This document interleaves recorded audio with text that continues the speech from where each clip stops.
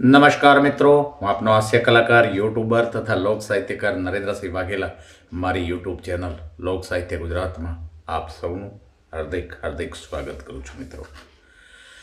મિત્રો સ્મશાનની માલિકો એક સરસ સુવાક્ય લખ્યું હતું જે મને બહુ ગમે છે કે સ્મશાનની રાખ જોઈ એક દી મનમાં વિચાર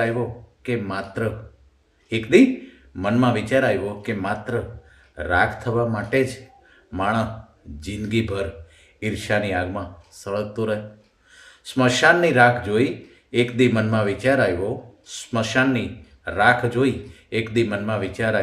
કે માત્ર રાખ થવા માટે જ માણસ જિંદગીભર ઈર્ષ્યાની આગમાં સળગતો રહે. પણ કહે છે ને કે મરનારની ચિતા પર ચાહનાર કોઈ ચડતું નથી. કહે છે કે મરી જઈશ, પણ પાછળથી કોઈ મરતું નથી. અરે આ દેહને બળતો જોઈ એની આગમાં કોઈ પડતું નથી. અરે આગ તો શું એની રાખને પણ કોઈ અડતું નથી. કડવું છે પણ સત્ય છે. જય માતાજી.